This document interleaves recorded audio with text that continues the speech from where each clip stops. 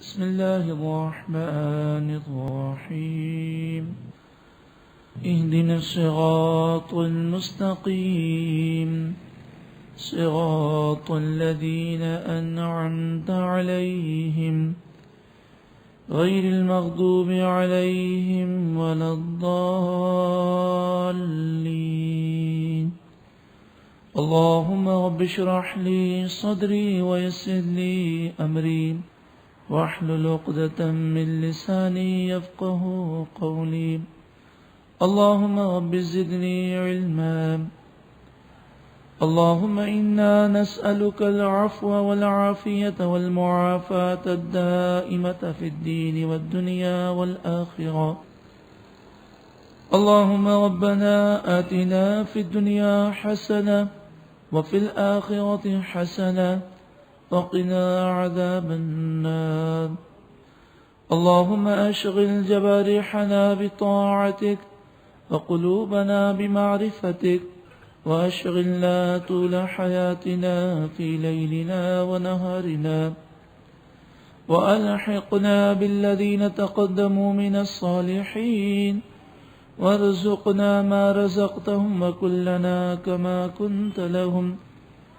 يا مقلب القلوب ثبت قلوبنا على دينك اللهم مصرف القلوب صرف قلوبنا على طاعتك اللهم يسر لنا أمورنا كلها آمين ثم آمين بجاه النبي الأمين صلى الله عليه وسلم إن الله وملائكته يصلون على النبي يا أيها الذين آمنوا صلوا عليه وسلموا تسليما صلى الله على النبي الأمي وآله صلى الله عليه وسلم صلاة وسلاما عليك يا سيدي يا سيدي يا سيدي يا مكي يا مدني يا رحمة للعالمين يا شفيع المذنبين يا سيد المرسلين يا خاتم النبيين يا نبي الله يا حبيب الله يا نور الله يا رسول الله اللہ رب العالمین ہم سب کی حاضری قبول فرمائے۔ جس موضوع کو ہم سماعت کرنے کے لیے حاضر ہوئے وہ موضوع ہے حضرت امام حسین سے محبت کے تقاضے۔ حضرت امام حسین رضی اللہ تعالی عنہم شہدائے کربلا اور اس کے علاوہ جتنے بھی بزرگان دین ہیں ان کا ذکر خیر کرنا یہ ہمارے لیے سعادت کی بات ہے۔ اور ان کا ذکر خیر کیوں کیا جاتا ہے؟ اس لیے کیا جاتا ہے کہ جب اللہ والوں کا ذکر کیا جاتا ہے تو اس وقت اللہ کی رحمتوں کا نزول ہوتا ہے۔ دوسری بات یہ ہے کہ ہم نماز کی ہر رکعت میں یہ دعا کرتے ہیں اہدنا الصراط المستقیم، اے اللہ تو ہمیں سیدھے راستے پر چلا، صراط الذین انعمت علیہم، ان لوگوں کے راستے پر چلا جن پر تو نے انعام فرمایا، یعنی اللہ والوں کا راستہ صراط مستقیم ہے۔ اور سورۃ النساء آیت نمبر 69 میں اس بات کا ذکر کیا گیا کہ وہ کون لوگ ہیں جن پر اللہ نے انعام نازل کیا، الذین انعم اللہ علیہم من النبیین والصدیقین والشہداء والصالحین۔ انعام یافتہ لوگ نبی ہیں، صدیقین ہیں، شہداء ہیں اور صالحین ہیں۔ چونکہ انعام یافتہ لوگوں کا راستہ سیدھا راستہ ہے، تو جب ہم ان کا ذکر کریں گے اور ان کی سیرت اور ان کے کردار کو جانیں گے تو ان کی زندگی کے مطابق ہمیں بھی زندگی گزارنے کا شوق پیدا ہوگا. جب ان سے محبت ہوگی تو وہ ہمارے آئیڈیل ہوں گے. پھر ہم کسی فنکار سے، اداکار سے یا کسی کھلاڑی سے متاثر نہیں ہوں گے، ہم ان اللہ والوں سے متاثر ہوں گے. اور یہ انسانی فطرت ہے کہ انسان کو جس سے محبت ہو، جس سے وہ متاثر ہو، اسی کے کردار کو اور اسی کی سیرت کو اپناتا ہے. تو یہ محفلیں در حقیقت صراط مستقیم پر گامزن کرنے کا بہترین طریقہ ہے. اہل سنت و جماعت یہ وہ گروہ ہے کہ جو مسلمان کہلانے والوں کا سب سے بڑا گروہ ہے. عقیدہ جہاں صلی اللہ علیہ وآلہ وسلم نے ایک موقع پر فتنوں کا ذکر کیا تو صحابہ کرام علیہم رضوان نے پوچھا، یا رسول اللہ صلی اللہ علیہ وسلم، جب فتنوں کا دور ہو تو میں کیا کروں؟ تو آپ صلی اللہ علیہ وآلہ وسلم نے اپنے پیارے صحابی کو ارشاد فرمایا، مسلمانوں کا جو سب سے بڑا گروہ ہو اسے تھام لینا، تم نجات پا جاؤ گے. اہل سنت و جماعت پوری دنیا میں یہ معتدل گروہ ہے، اس میں افراط اور تفریط نہیں ہے. آپ اگر 2 پوائنٹ کو جوڑنے کے لیے جتنی بھی لکیریں زمین پر یا کاغذ پر آپ کھینچیں تو جو لکیر بالکل درمیان میں ہوگی وہ سیدھی لکیر ہوگی. تو صراط مستقیم وہ درمیانہ راستہ ہے، نہ دائیں نہ بائیں، بالکل اسٹریٹ. تو اہل سنت و جماعت میں اعتدال پایا جاتا ہے. عقیدہ جہاں صلی اللہ علیہ وآلہ وسلم کا جو کرم ہے وہ اہل سنت و جماعت پر یہ کرم ہے کہ ہر دور میں انہوں نے باطل لوگوں کا مقابلہ کیا اور وہ کجی سے اور ٹیڑھے پن سے محفوظ رہے. یہاں پر ہم اپنے معاشرے میں افراط و تفرید ہر معاملے میں دیکھتے ہیں. مثلا بعض وہ لوگ ہیں کہ جو اہل بیت اطہار سے محبت کا دعویٰ کرتے ہیں، مگر ہم یہ دیکھتے ہیں کہ وہ صحابہ کرام علیہم رضوان کی بے ادبی اور گستاخی کرتے ہیں. اول تو وہ صحابہ کرام کا ذکر کرتے ہی نہیں، اگر کرتے ہیں تو اس انداز سے کہ جس سے صحابہ کرام کی دلوں میں محبت پیدا نہیں ہوتی بلکہ سننے والے کے دلوں میں وسوسے پیدا ہوتے ہیں. اور بعض تو وہ ہیں کہ باقاعدہ وہ محرم کی 7 تاریخ کو ایک مجلس منعقد کرتے ہیں جس کا نام ہے مجلس لعن و طعن، جس میں صحابہ کرام کو گندی گندی گالیاں نکالی جاتی ہیں. ایسے بھی بدنصیب لوگ ہیں کہ وہ صحابہ کرام کے جنہوں نے امت پر اتنا احسان کیا، جن کی اتنی خدمات ہیں، ان کے بارے میں ایسے الفاظ وہ استعمال کرتے ہیں. اہل سنت و جماعت الحمدللہ وہ دنیا میں واحد گروہ ہے کہ تمام صحابہ کرام سے محبت کرتے ہیں. اور کیوں نہ ہو، صحابہ کرام سے محبت اس لیے بھی ضروری ہے کہ نبی اکرم صلی اللہ علیہ وآلہ وسلم نے ارشاد فرمایا، ترمذی شریف کتاب الایمان الرسول اللہ صلی اللہ علیہ وسلم، حدیث نمبر 2565، حضرت عبداللہ بن عمر رضی اللہ تعالیٰ عنہ راوی ہیں. نبی اکرم صلی اللہ علیہ وآلہ وسلم نے ارشاد فرمایا، ان بنی اسرائیل تفرقت علی 72 ملہ،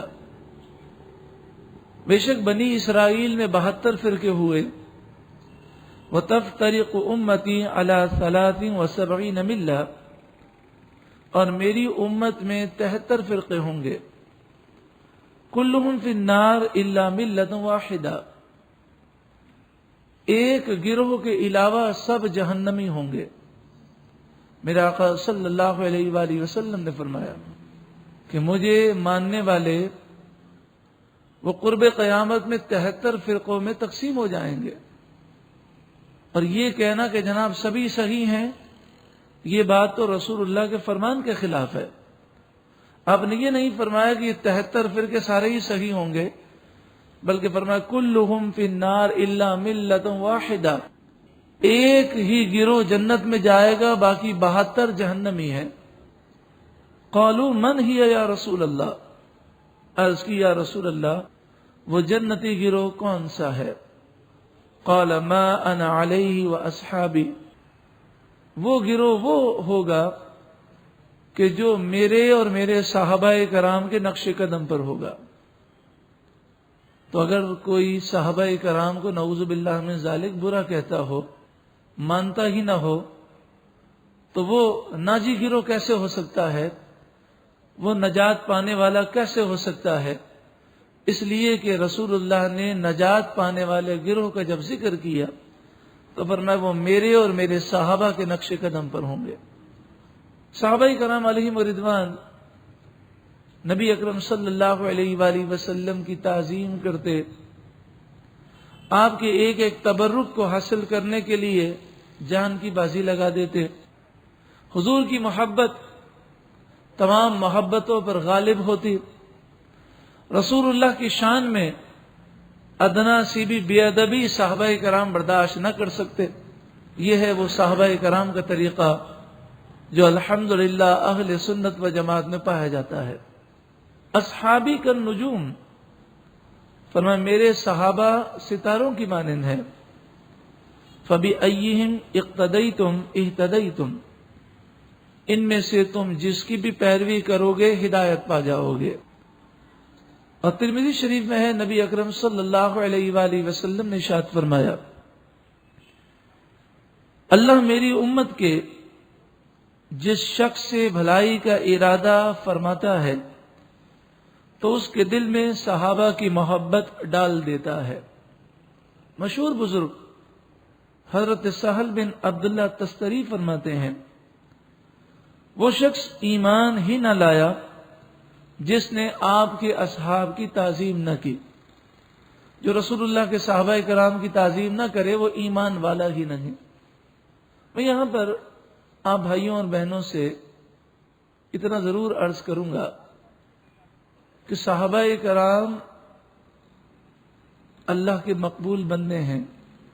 ان کے متعلق اگر کوئی اعتراض کرے، اگر ہم میں غیرت ہے تو ہمیں وہ اعتراض سننا ہی نہیں چاہیے۔ کوئی ہماری ماں کے بارے میں، ہمارے باپ کے بارے میں کوئی گفتگو کرے تو کیا ہم اطمینان سے سن سکتے ہیں؟ تو صحابہ کرام علیہم رضوان کے بارے میں جو کوئی الٹی سیدھی بات کرے، جرت اور غیرت کا تقاضا یہی ہے کہ بندہ اس بات کو سننے کے لیے تیار ہی نہ ہو۔ یہ سوچ کہ اس کا عقیدہ اس کے ساتھ ہے، میرا عقیدہ میرے ساتھ ہے، تو پھر یہ بات یاد رکھیے کہ پھر ایسا شخص مرتے وقت ایمان سے محروم کر دیا جاتا ہے۔ بسا اوقات حضرت امام ابن عساکر رضی اللہ تعالیٰ عنہ فرماتے ہیں کہ ایک شخص کا انتقال ہو رہا تھا، ایک بزرگ قریب میں بیٹھے تھے، اسے کلمہ طیبہ کی تلقین کر رہے تھے، تو وہ کہہ رہا تھا کہ آپ میرے سامنے کلمہ نہ پڑھیں، میں کلمہ نہیں پڑھ سکتا، مجھے کلمہ نصیب نہیں ہو سکتا۔ تو آپ نے فرمایا یہ بتا ایسا کیوں ہے؟ اس کے بعد اس کا کوئی جواب نہ تھا۔ تو آپ نے فرمایا یہ بتا کہ تیرا دنیا میں دوست کون تھا؟ تو اس نے کہا ہے افسوس، میرا ایک دوست ایسا تھا جو صدیق اکبر اور حضرت عمر کی شان میں گستاخی کرتا تھا، میں نے کبھی گستاخی تو نہ کی، لیکن چونکہ وہ میرا دوست تھا تو میرا اٹھنا بیٹھنا اس کے ساتھ تھا۔ آپ نے فرمایا اسی لیے تجھے کلمہ نصیب نہیں ہو رہا۔ تو جو بدعقیدہ لوگ ہیں، جو صحابہ کرام کے بے ادب گستاخ ہیں، ان کی محفل میں جانا، مجلس میں جانا، ان کے جلوس میں شریک ہونا، ان کے کھیل تماشوں کو دیکھنا یا ان کی حرکتوں کو دیکھنا، یہ سب حرام ہے۔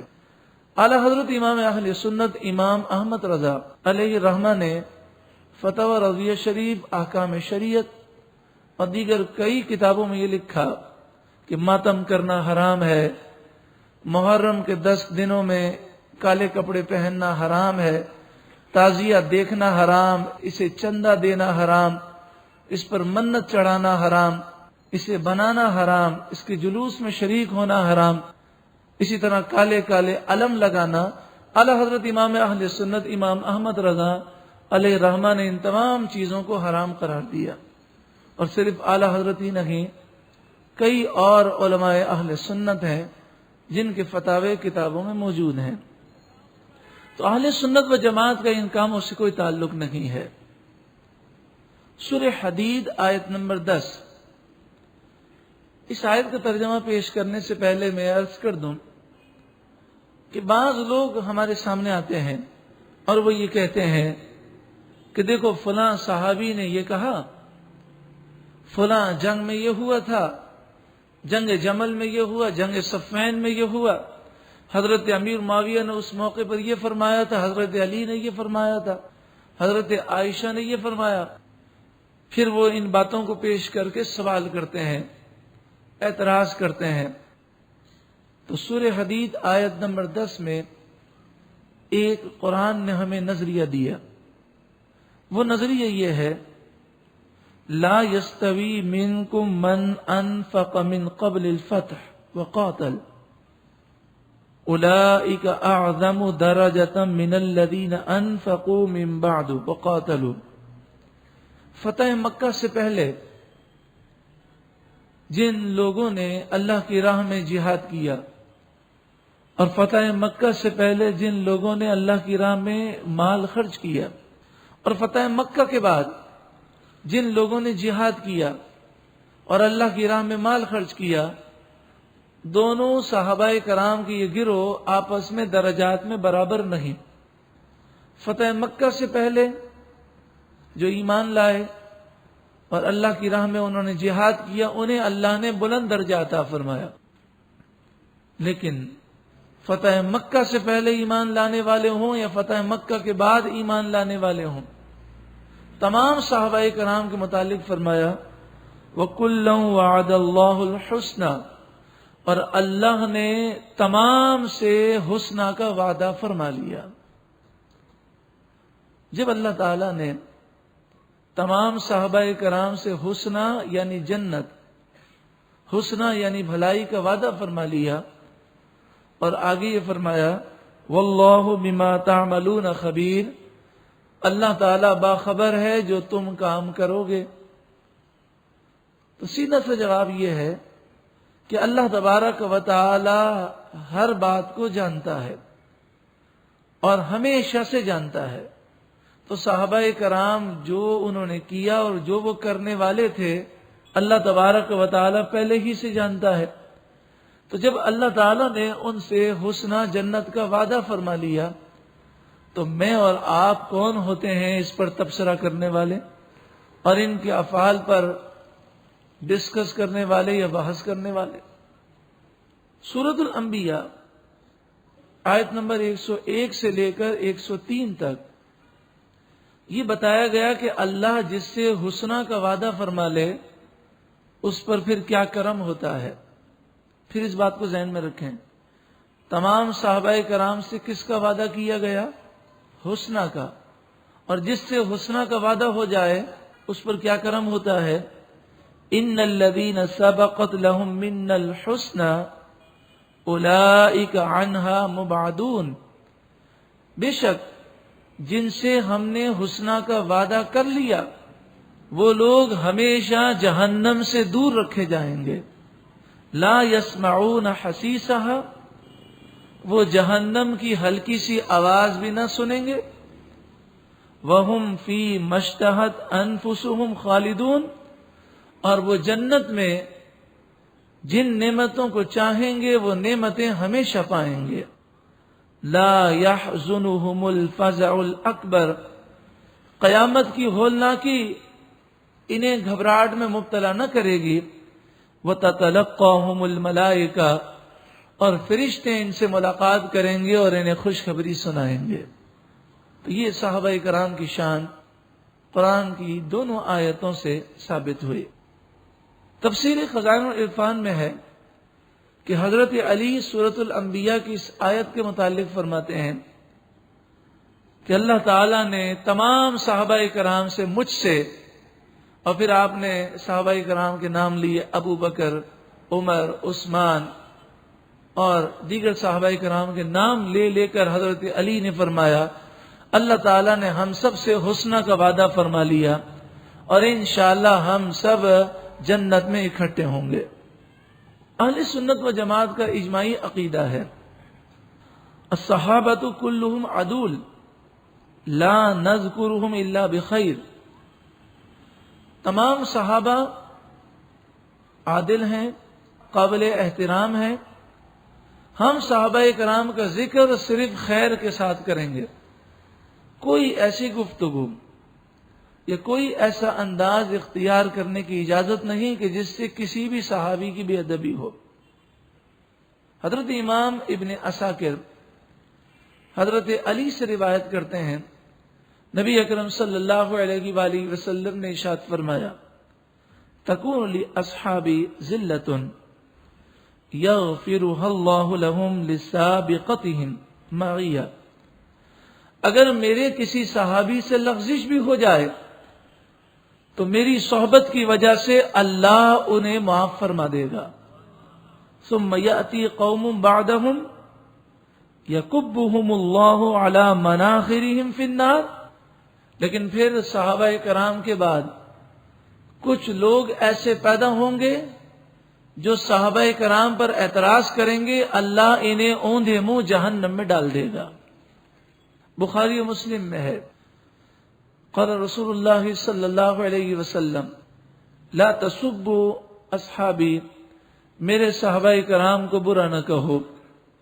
دوسری روایت میں فرمایا فمن سبہم، جو میرے صحابہ کرام کو برا کہے فعلیہ لعنت اللہ والملائکہ والناس اجمعین، تو اس پر اللہ کی لعنت ہے اور اس پر فرشتوں کی لعنت ہے اور تمام انسانوں کی لعنت ہے.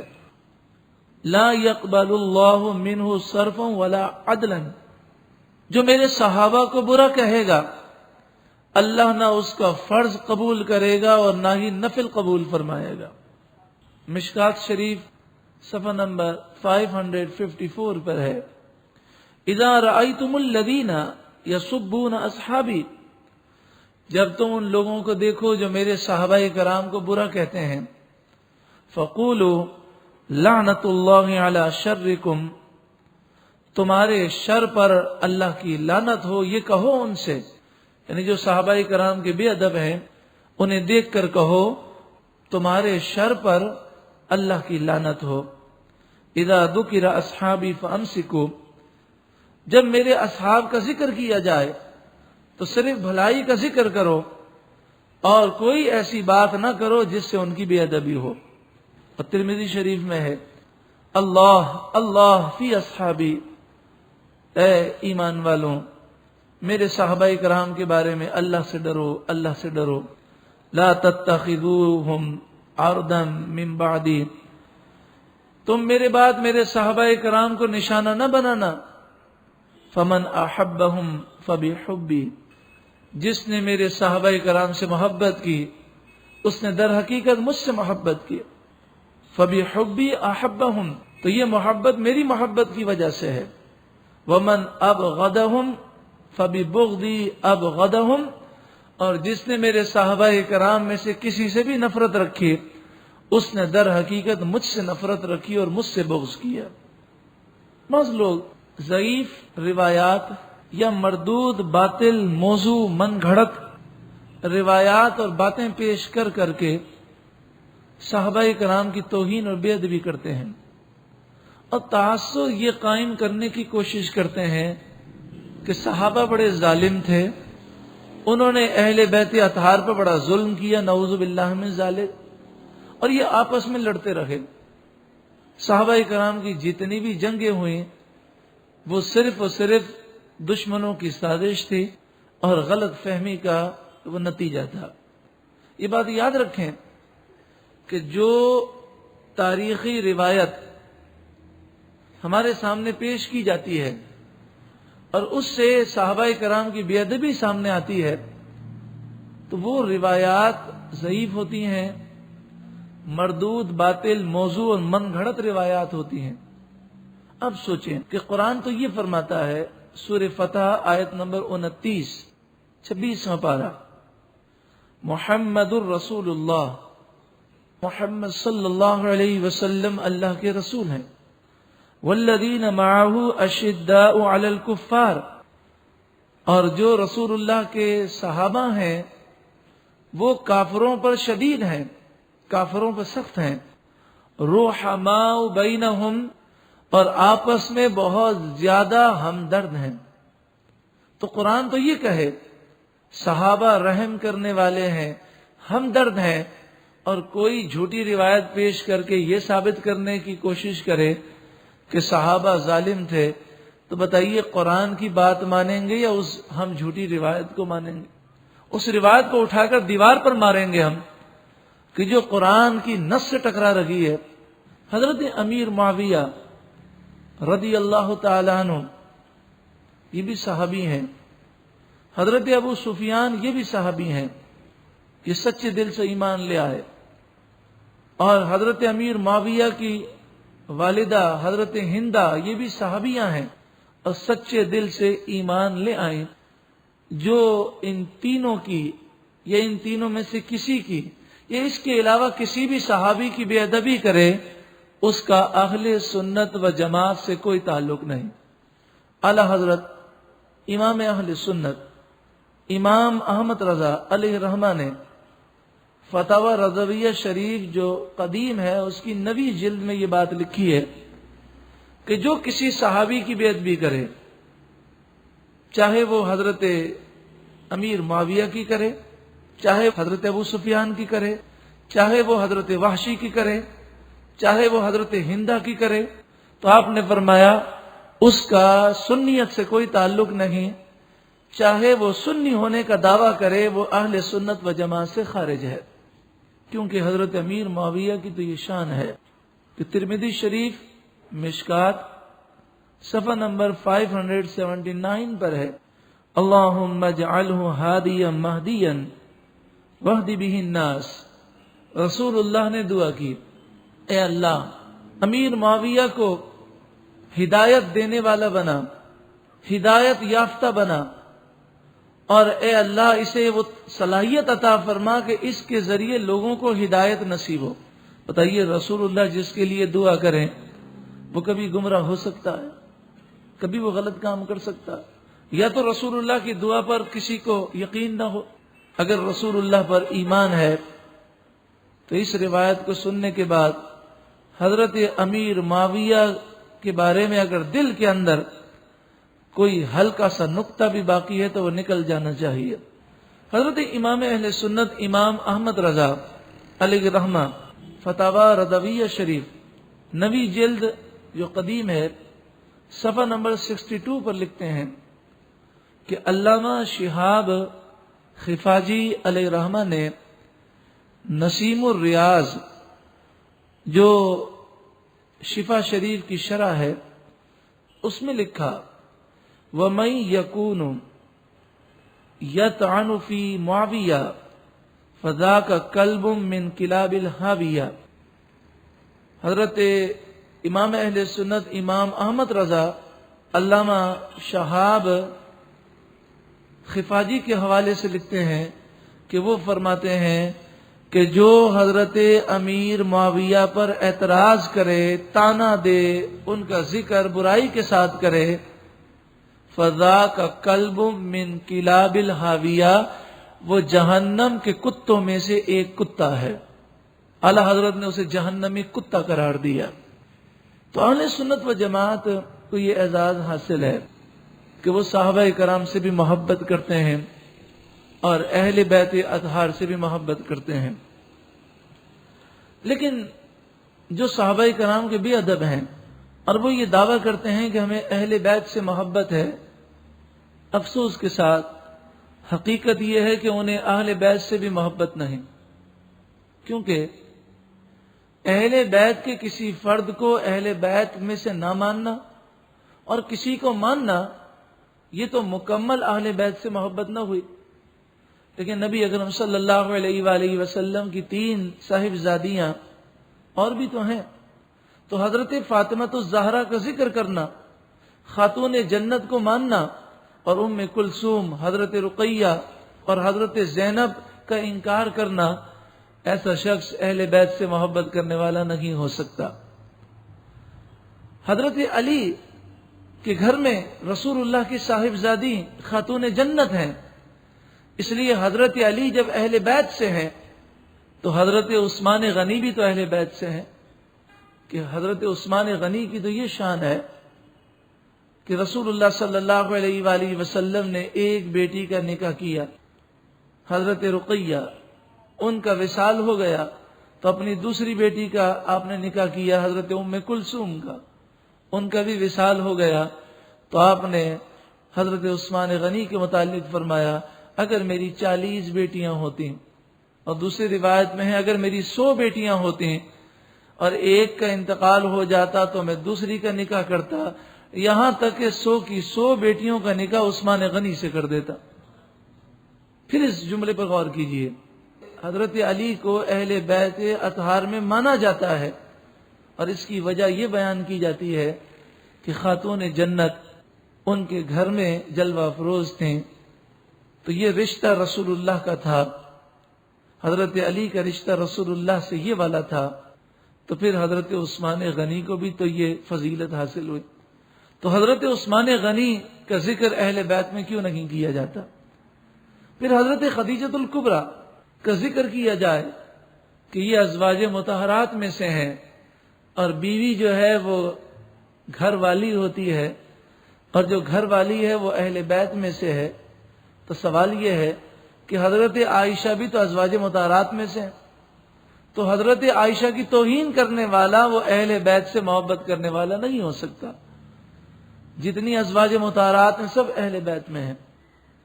اسی طرح بعض لوگ ایسے بھی ہیں کہ بظاہر وہ اپنے آپ کو قرآن کا خادم کہتے ہیں، بظاہر وہ یہ کہتے ہیں کہ ہم کافروں کو اسلام کی دعوت دے رہے ہیں، لیکن اہل بیت سے ان کے دلوں میں جو بغض پایا جاتا ہے ان کی بھی انتہا ہو گئی، کہ وہ حضرت امام حسین کی بے ادبی کرتے ہوئے کہتے ہیں کہ کربلا کا واقعہ کوئی اسلام کی خدمت نہیں تھا، اس واقعے کا اسلام سے کوئی تعلق نہیں، یہ تو ایک سیاسی جنگ تھی، نعوذ باللہ من ذالک۔ اور دوسری بات وہ یہ کہتے ہیں کہ حضرت امام حسین رضی اللہ تعالیٰ عنہ کے متعلق وہ یہ کہتے ہیں کہ حضرت امام حسین نے حاکم اسلام کے خلاف علم بغاوت بلند کیا، اور جو بادشاہ وقت کے خلاف اگر کھڑا ہو جائے تو اس کی سزا تو موت ہے، وہ تو غدار ہے، وہ تو باغی ہے، تو لہذا یزیدیوں کو کچھ بھی نہیں کہنا چاہیے، اس لیے کہ وہ تو باغیوں سے مقابلہ کر رہے تھے، نعوذ باللہ من ذالک۔ اور پھر وہ یزید کو امیر المومنین کہتے ہیں۔ آپ کو معلوم ہے کہ یزید کو امیر المومنین کہنا در حقیقت امام حسین کو گالی دینا ہے، ان کی توہین کرنا ہے، کیونکہ اگر یزید امیر المومنین ہوتا تو حضرت امام حسین ضرور بیعت فرماتے، کیونکہ امیر المومنین کی بیعت نہ کرنا یہ تو بغاوت ہے اور یہ تو غداری ہے۔ حضرت امام حسین باغی نہ تھے، غدار نہ تھے، یزید امیر المومنین نہ تھا۔ حضرت عمر بن عبدالعزیز جو یزید کے بعد بنو امیہ کے خاندان میں آپ خلیفہ مقرر ہوئے اور آپ نے انصاف کو قائم کیا، حضرت امام جلال الدین سیوطی الشافعی علیہ رحمہ فرماتے ہیں کہ حضرت عمر بن عبدالعزیز کے سامنے کسی نے یزید کو امیر المومنین کہا تو آپ اس قدر جلال میں آئے کہ آپ نے اسے 20 کوڑے مارے اور کہا کہ تو یزید کو امیر المومنین کہہ کر حضرت امام حسین کی گویا کہ گستاخی کر رہا ہے. وہ ہرگز امیر المومنین نہیں تھا. اگر ہوتا تو حضرت امام حسین فوراً بیعت کر لیتے. اور یہ کہنا کہ یہ سیاسی جنگ تھی، اسے جنگ کہنا بھی بے وقوفی ہے. یہ تو یزیدیوں نے راتوں رات ڈاکہ ڈالا تھا، یہ ڈاکو تھے. بتائیے تو صحیح، کیا کوئی جنگ کرنے کے لیے اپنی بیویوں کو اور بچوں کو لے جاتا ہے؟ وہ جنگ کرنے کے لیے دودھ پیتے بچوں کو ساتھ لے جاتا ہے. حضرت امام حسین جب مکے میں تھے، مدینے میں تھے، تو سب لوگ آپ کی عزت کیا کرتے. اگر امام حسین کو جنگ کرنی ہوتی تو ایک اشارہ کر دیتے، بہت بڑا لشکر لے کر جاتے. اور دوسری بات یہ کہ جنگ اگر یزید سے کرنی تھی تو یزید تو ملک شام میں بیٹھا تھا، دمشق میں تھا. آپ کو عراق میں کوفہ جانے کی حاجت کیا تھی؟ اصل بات یہ تھی کہ آپ یہ فرماتے تھے کہ میں ایک ظالم، فاسق، فاجر، زانی، شرابی کے ہاتھ پر بیعت نہیں کر سکتا، کیونکہ اگر میں نے بیعت کر لی تو پوری اسلامی دنیا میں یہ تاثر قائم کیا جائے گا کہ یزید کے غلط کاموں میں حضرت امام حسین شریک ہیں اور آپ کی حمایت ہے. جب آپ کو مجبور کیا گیا تو آپ نے مدینہ چھوڑ دیا. مکے میں آپ تھے، جب وہاں مجبور کیا گیا تو آپ کوفہ کی طرف روانہ ہوئے. خیر یہ اپنے اپنے نصیب کی بات ہے کہ کسے حضرت امام حسین سے محبت نصیب ہوتی ہے اور کسے یزید سے محبت نصیب ہوتی ہے. اپنے اپنے نصیب کی بات ہے. آج بھی دنیا کے اندر ایک گروہ ایسا پایا جاتا ہے جو شیطان کی پوجا کرتا ہے. شاید آپ کے علم میں ہو، دنیا کے اندر ایک فرقہ، ایک مذہب یہ بھی پایا جاتا ہے کہ وہ شیطان کو خدا سمجھتے ہیں، اس کی پوجا کرتے ہیں. اور اسی طرح یہودی دجال کو اپنا ہیرو سمجھتے ہیں. تو یہ تو اپنے اپنے نصیب کی بات ہے. جب انسان محروم ہو جاتا ہے تو پھر ایسا ہی حال ہوتا ہے. لیکن سوال یہ ہے کہ جو یزید کو امیر المومنین کہتے ہیں، جو بڑی رٹ لگاتے ہیں کہ یزید تو جنتی تھا اور بخاری شریف میں ہے کہ یزید جنتی ہے، ان سے ہماری گزارش ہے کہ اپنے کسی بیٹے کا نام یزید تو رکھو. آپ کو گلی گلی حسین اور حسن کے نام سے تو لوگ آپ کو ملیں گے، لیکن یزید میں نے زندگی میں کسی کا نام نہیں دیکھا. تو اگر یزید سے اتنی محبت ہے تو اپنے بیٹے کا نام یزید رکھ کر دیکھو تو صحیح. اور یہ کہنا کہ بخاری شریف میں ہے کہ یزید جنتی ہے، مجھے تو حیرت ہوتی ہے کہ میڈیا کے اوپر آ کر انسان ایسی جھوٹی بات کہہ جاتا ہے. نہ اسے اللہ کا خوف ہے، نہ رسول اللہ کا خوف ہے، نہ رسول اللہ سے شرم ہے اور نہ لوگوں سے شرم ہے. پوری بخاری شریف میں شروع سے لے کر آخر تک ہمارا چیلنج ہے یہ الفاظ کہ یزید جنتی ہے. پوری بخاری تو بخاری، دنیا کی تمام حدیثوں کی کتابیں کھول کر ہم انہیں چیلنج کرتے ہیں کہ یہ الفاظ کسی حدیث کی کتاب میں نہیں ہے. یہ جھوٹ ہے. اور جو رسول اللہ پر جھوٹ باندھے وہ اپنا ٹھکانہ جہنم میں بنائے. خود رسول اللہ نے فرمایا بخاری شریف میں یہ الفاظ ہی نہیں کہ یزید جنتی ہے.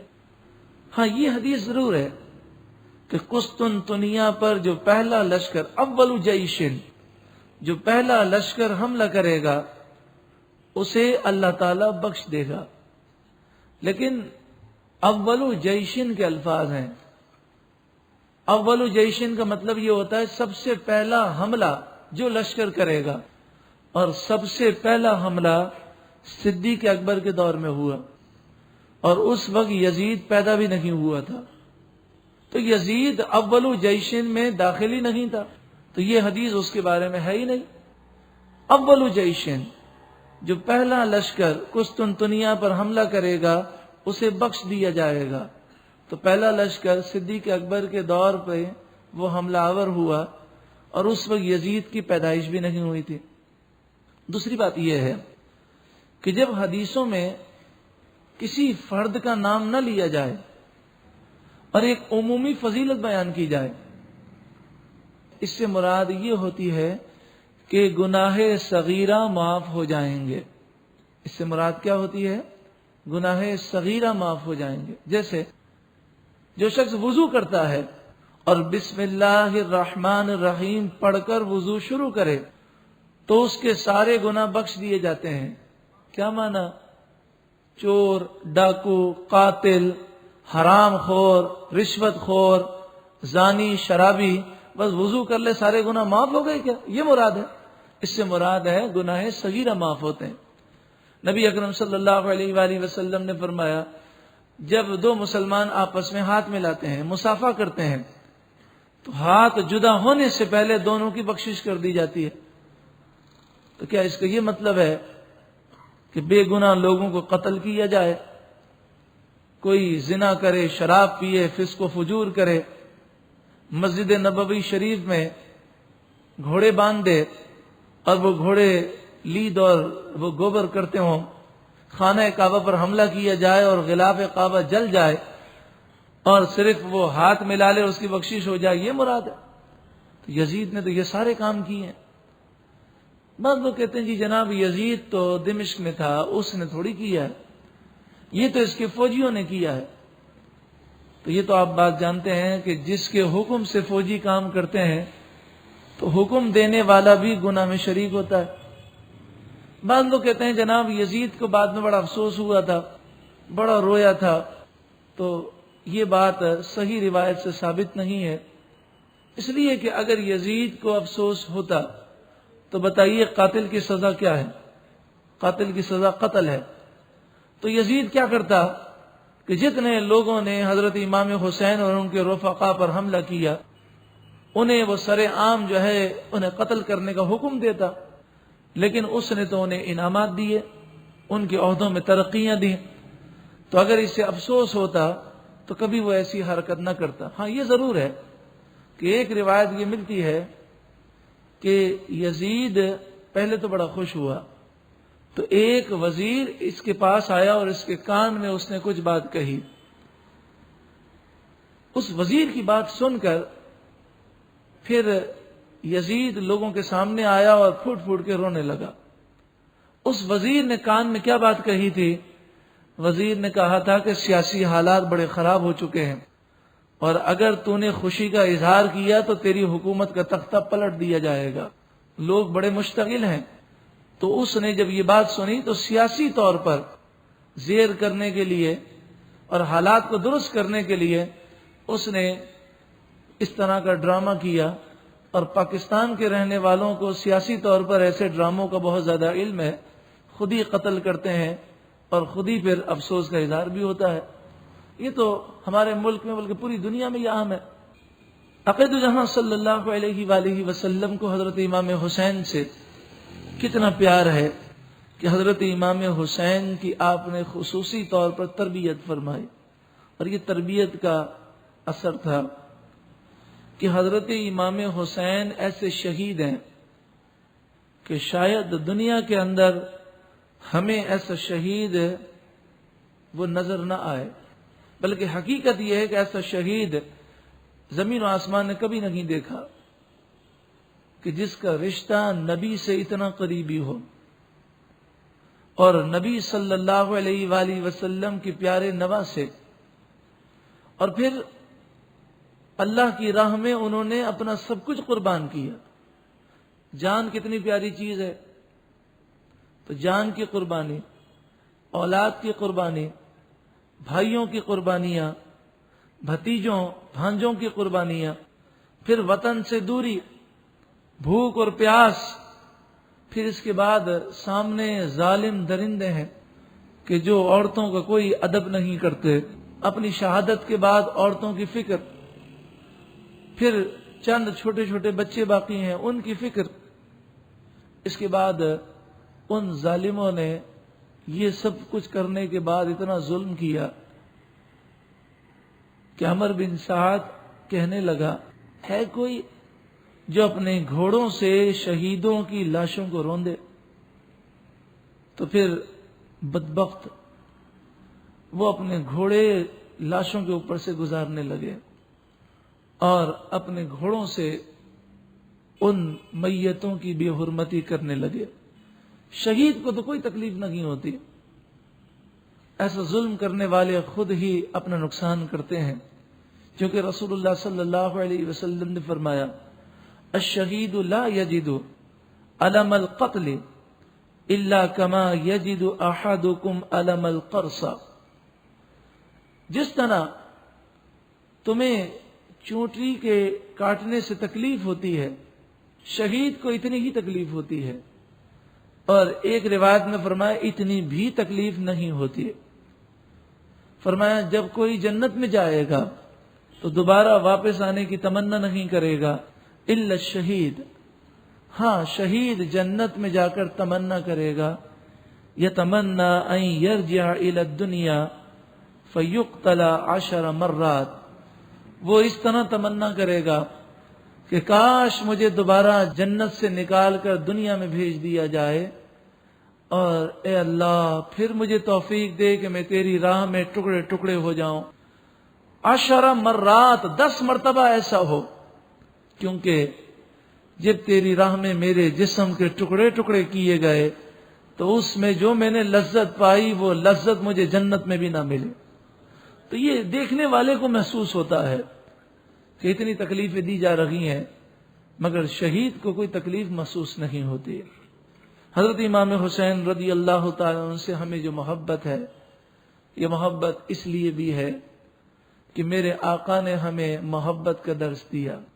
فرمایا حسین منی وانا من الحسین احب اللہ من احب حسینا. حسین مجھ سے ہے اور میں حسین سے ہوں. اللہ اس سے محبت کرے جو حسین سے محبت کرے.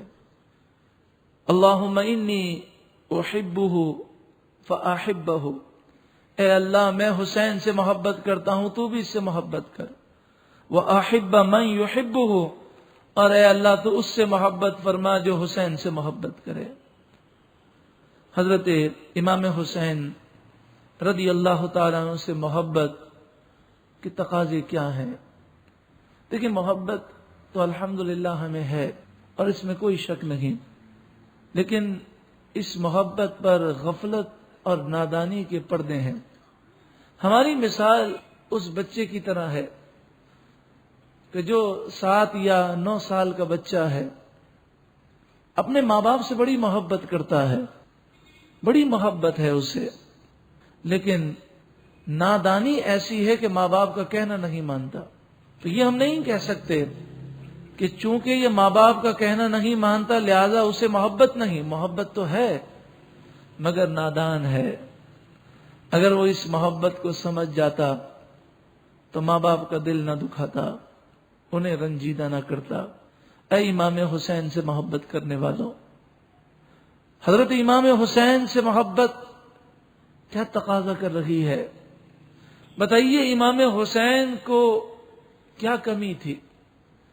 یزید صرف یہ کہہ رہا تھا کہ آپ میرے ہاتھ پر بیعت کر لیں اور صرف یہ کہہ دیں کہ میں امیر المومنین ہوں، مجھے آپ خلیفہ مان لیں، آپ کو مالا مال کر دیا جائے گا، مدینہ منورہ میں آپ رہیں، کوئی تکلیف نہ ہوگی. اس کے علاوہ یزید کا اور کوئی مطالبہ نہ تھا. لیکن امام حسین رضی اللہ تعالی عنہ نے آخرت کی خاطر دنیا کو ٹھکرا دیا، آخرت کو آپ نے ترجیح دی. جب میدان کربلا میں چاروں طرف سے آپ کو گھیر لیا گیا تو ابن زیاد نے یہی کہا کہ آپ میرے ہاتھ پر یزید کے لیے بیعت کر لیں، ہم آپ کو اعزاز و اکرام کے ساتھ مدینہ منورہ لے جائیں گے، آپ کو کندھوں پر بٹھائیں گے، کوئی ہمارا آپ سے جھگڑا نہیں. تو آپ نے فرمایا یہ نہیں ہو سکتا، میں یزید کے ہاتھ پر یا یزید کے لیے تمہارے ہاتھ پر بیعت نہیں کر سکتا. حضرت امام حسین ہمیں کیا درس دے رہے ہیں؟ یہ درس دے رہے ہیں کہ اے مجھ سے محبت رکھنے والوں، اگر تمہیں واقعی مجھ سے محبت ہے تو دنیا کو ٹھکرا دینا. دنیا عارضی ہے، قلیل ہے، فانی ہے، ہمیشہ رہنے والی نہیں، آخرت کو ترجیح دینا۔ وَمَا الْحَيَاةُ الدُّنْيَا إِلَّا مَتَاعُ الْغُرُورِ، دنیا کی زندگی تو دھوکے کا سامان ہے۔ آئیے حضرت امام حسین کی محبت میں ہم آج یہ نیت کریں کہ انشاءاللہ ہم آخرت کو ترجیح دیں گے۔ جہاں دنیا اور آخرت کا ٹکراؤ ہو جائے تو دنیا جائے تو جائے، آخرت نہیں جانی چاہیے، اللہ اور اس کے رسول کی نافرمانی نہ ہو۔ دوسری طرف آپ دیکھیں، یزیدی لشکر وہ نماز بھی پڑھ رہا ہے، وہ کلمہ بھی پڑھ رہا ہے، وہ جانتا بھی ہے کہ یہ امام حسین ہے جن کی یہ شان ہے، پھر بھی دنیا کی لالچ میں آ کر انہوں نے یہ کام کیے۔ دنیا کی محبت کتنی خوفناک ہے، کتنی بھیانک ہے، لیکن یہ دنیا انہیں کام نہ آئی۔ امام حسین کی شہادت کے بعد یہ یزیدی بڑے ذلیل و رسوا ہو کر ہلاک ہوئے۔ حضرت امام حسین رضی اللہ تعالیٰ عنہ کی محبت ہم سے یہ بھی مطالبہ کرتی ہے کہ اے امام حسین سے محبت کرنے والوں، انسان کو جس سے محبت ہوتی ہے اس کا حلیہ اپناتا ہے۔ بتائیے امام حسین کے چہرے مبارک پر داڑھی شریف تھی یا نہیں تھی؟ زور سے کہیے، داڑھی شریف تھی۔ تو جسے امام حسین سے محبت ہے وہ اپنے چہرے پر داڑھی شریف سجائے۔ امام حسین رسول اللہ کی سنت پر عمل کرتے تھے کہ نہیں کرتے تھے؟ یقیناً کرتے تھے۔ آپ نے کبھی بھی یہودی، عیسائی، ہندوانہ کلچر، رسم و رواج کو نہیں اپنایا، اپنے محبوب صلی اللہ علیہ وآلہ وسلم کی سنتوں کو گلے سے لگایا۔ تو آئیے ہم بھی نیت کریں کہ ہمارا حلیہ بھی ہوگا تو رسول اللہ کی سنتوں کے مطابق۔ امام حسین کو جس چیز سے محبت ہے ہمیں بھی اس چیز سے محبت ہے۔ بتائیے کیا امام حسین نے بے صبری کی؟ ہرگز نہیں، آپ خود بھی صبر کا پیکر بنے رہے اور سب کو صبر کی تلقین کی۔ کیا امام حسین کے ساتھ جو خواتین تھیں کیا انہوں نے بے پردگی کی؟ ایسے حالات کے اندر بھی انہوں نے اپنے پردے کا خیال کیا۔ جو امام حسین کی کنیز ہے، جو بہن امام حسین سے محبت کرتی ہے، وہ آج اس رات یہ عہد کرے کہ اب میں امام حسین کی محبت میں شرعی پردہ کروں گی۔ کیا امام حسین کی نگاہیں نیچی جھکی نہیں رہتی تھیں؟ یقیناً جھکی رہتی تھیں۔ تو آج ہم یہ نیت کریں کہ ہماری آنکھیں بھی بدنگاہی نہیں کریں گی، نامحرم عورتوں کو ہم نہیں دیکھیں گے۔ کیا امام حسین نے کبھی نماز قضا کی؟ آپ ساری زندگی نمازوں کا خیال کرتے رہے، کثرت سے آپ نے اللہ کی عبادت کی، اور ہمیں آپ نے اپنی زندگی میں ایک پیغام شہادت کے وقت دیا اور ایک پیغام شہادت کے بعد دیا۔ جو امام حسین سے محبت رکھتا ہے، ذرا تھوڑی دیر کے لیے سوچئے کہ ہمارے کسی محبوب کا انتقال ہونے لگے اور وہ انتقال سے پہلے کوئی وصیت کرے تو ہم دل و جان سے اس وصیت پر عمل کرنا چاہتے ہیں۔ تو امام حسین نے ہمیں دو پیغام دیے۔ ایک پیغام تو یہ دیا کہ اے مجھ سے محبت کرنے والوں، دیکھو مجھے نماز سے کتنی محبت ہے۔ 72 جسم پر زخم ہے یا اس سے زائد زخم ہے، جسم سے 72 جگہوں سے خون بہ رہا ہے۔ اللہ اکبر، تیر کی بارشیں ہو رہی ہیں، تلوار اور نیزوں کے سائے ہیں، چاروں طرف سے دشمن گھیرے ہوئے ہیں، اور امام حسین کہتے ہیں کہ میرے نانا جان کی امت اس وقت جمعے کی نماز ادا کر رہی ہے، تم مجھے سجدہ کرنے دو، پھر تمہیں جو کرنا ہو کر لینا۔ اللہ اکبر، کتنی محبت ہے سجدے سے۔ کیا پیغام دے رہے ہیں کہ اگر تمہیں مجھ سے محبت ہے تو نماز سے محبت کرنا۔ آپ نے اپنا سر سجدے میں رکھا اور اسی حالت میں آپ کے سر کو جدا کیا گیا۔ سبحان اللہ، کیا سید الشہداء امام حسین کی شان ہے کہ رسول اللہ نے فرمایا شہید جس حال میں، آپ نے فرمایا جو جس حال میں دنیا سے جائے گا کل بروز قیامت اسی طرح اٹھایا جائے گا۔ امام حسین سجدے کے عالم میں دنیا سے گئے اور پیغام دے کر گئے، اے امام حسین سے محبت کرنے والوں، نہ تو تیر چل رہے ہیں، نہ نیزے ہیں، نہ تلواریں ہیں، صرف تھوڑی نیند کی قربانی دینی ہے، تھوڑی سی اپنے کاروبار کی قربانی دینی ہے، دکان چھوڑ کر نماز کے لیے اٹھنا ہے۔ افسوس ہے اس کے باوجود ہم نماز ادا نہ کریں۔ جس نے نماز ادا نہ کی، یاد رکھیے اسے سکون نہیں مل سکتا، چین نہیں مل سکتا، کیونکہ قرآن نے فرما دیا فویل للمصلین الذین هم عن صلاتهم ساہون، جو اپنی نمازوں سے غافل ہیں ان نمازیوں کے لیے بربادی ہے۔ جب قرآن فرما دے کہ ان کے لیے بربادی ہے تو قرآن کا فرمان تو سچا فرمان ہے، انہیں بربادی سے کون روک سکتا ہے؟ جو ایک نماز جان بوجھ کر چھوڑ دے اس کا نام جہنم کے دروازے پر لکھ دیا جاتا ہے۔ جو ایک وقت کی نماز بھی جان بوجھ کر چھوڑنے والا ہے وہ بے نمازی ہے۔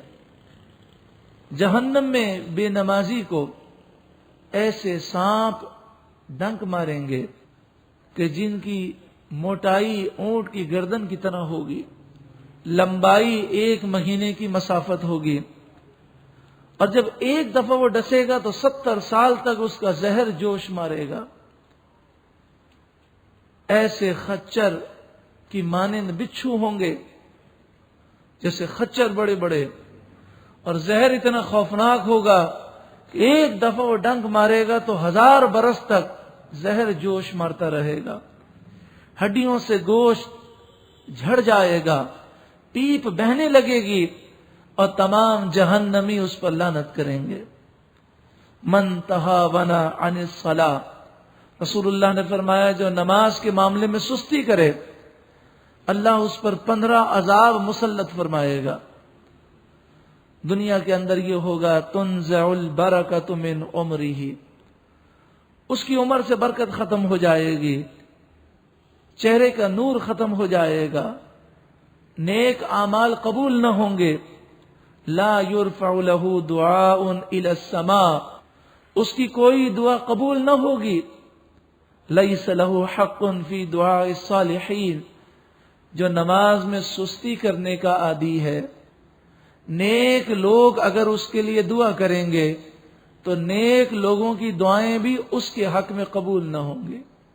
مصیبتیں، آفتیں، بلائیں، بیماریاں، بے برکتی، بے سکونی، بے اطمینانی ایسے شخص کے لیے بار بار آئیں گی، ذلیل ہو کر مرے گا، بھوکا پیاسا مرے گا، قبر تنگ ہوگی، یہاں تک کہ پسلیاں ٹوٹ پھوٹ جائیں گی، قبر میں آگ بھر دی جائے گی، سانپ مسلط ہوگا، کل بروز قیامت اس کا حساب سختی سے ہوگا، رب ناراض ہوگا، جہنم میں ایسا شخص داخل ہوگا، اس کے چہرے پر 3 باتیں لکھی ہوں گی، اے اللہ کے حق کو ضائع کرنے والے، اے اللہ کے غضب کے مستحق، اے وہ شخص جس طرح تو نے اللہ کے حق کو ضائع کیا آج تو اللہ کی رحمت سے مایوس ہو جا۔ تو آئیے ہم یہ عزم کریں کہ آج کے بعد ہماری کوئی نماز قضا نہیں ہوگی، اور جتنی نمازیں قضا ہوئیں ان کا حساب کر کے انہیں ادا کرنے کی کوشش کریں۔ حضرت امام حسین نے دوسرا پیغام جو آپ نے شہادت کے بعد دیا، ایک پیغام تو وقت شہادت دیا نماز کی محبت، دوسرا پیغام آپ نے شہادت کے بعد دیا۔ امام حسین کے سر مبارک کو نیزے پر بلند کیا گیا اور وہ مکان کی چھتوں سے گزر رہا تھا۔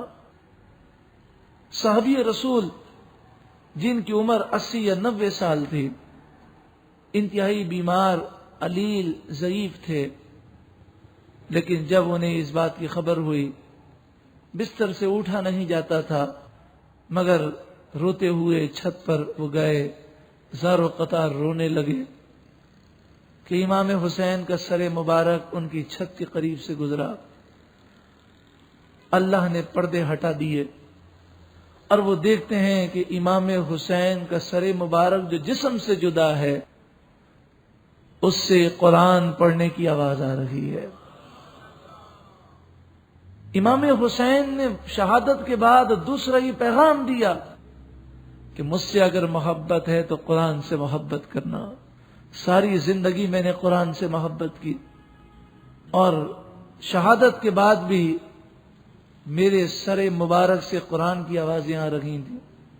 اے امام حسین سے محبت کرنے والوں، کیا ہمیں قرآن سے محبت ہے؟ کیا ہم نے کبھی قرآن کی محبت میں اپنی مصروفیات کو ٹھکرایا؟ کبھی اپنی تھکاوٹ کی ہم نے پرواہ نہ کی ہو؟ کبھی ہم نے یہ سوچا ہو کہ جس رب نے اتنی نعمتیں دیں، جس نے ہمیں اتنی عزتیں دیں، کیا ہم اس کے لیے، اس کے پیارے کلام کو سمجھنے کے لیے کچھ وقت نکالیں؟ جس امام حسین نے اپنا سب کچھ قربان کر دیا، امام حسین سے محبت کرنے والوں کے لیے درس ہے، کیا اس کے لیے ہم اپنی نیند قربان نہیں کر سکتے؟ کیا اس قرآن کی محبت میں ہم اپنی تھوڑی سی وقت کی قربانی نہیں دے سکتے؟ آئیے آج ہم یہ بھی عزم کریں کہ اب ہم امام حسین کی محبت کے تقاضوں کو سمجھ گئے ہیں اور انشاءاللہ اب ہم قرآن پاک سے سچی اور پکی محبت کریں گے، قرآن سمجھنے کی کوشش کریں گے۔ مسلم شریف حضرت ابو ہریرہ راوی ہیں، بس یہ روایت آخر میں پیش کر کے ہم اپنی گفتگو کو مکمل کرتے ہیں، اور یہ روایت قرآن کی عظمت کے بارے میں ہے، قرآن کا درس سننے کی برکتوں کے بارے میں ہے۔ عقید و جہاں صلی اللہ علیہ وآلہ وسلم نے ارشاد فرمایا، مجتمع قوم فی بیت من بیوت اللہ یتلون کتاب اللہ ویتدارسونہ بینہم الا علیہم السکینہ۔ جب کوئی قوم اللہ کے گھروں میں سے کسی گھر میں جمع ہو اور وہ اللہ کی کتاب کی تلاوت کرے، اس کا درس دے، اس کا درس سنے، تو اللہ تعالیٰ ان پر سکینہ نازل فرماتا ہے، وغشیتہم الرحمہ، اور اس پوری جماعت پر رحمت چھا جاتی ہے، وحفتہم الملائکہ، اور درس قرآن پاک میں شامل ہونے والوں کو فرشتے اپنے پروں میں ڈھانپ لیتے ہیں، وذکرہم اللہ فی من عندہ، اور اللہ ان کا ذکر فرشتوں کے سامنے فرماتا ہے۔ اللہ رب العالمین ہمیں قرآن کی محبت میں وقت صرف کرنے کی توفیق عطا فرمائے۔ اللہ رب العالمین ہمیں قرآن پاک سے مزید محبت عطا فرمائے اور سمجھنے کا ذوق و شوق نصیب فرمائے۔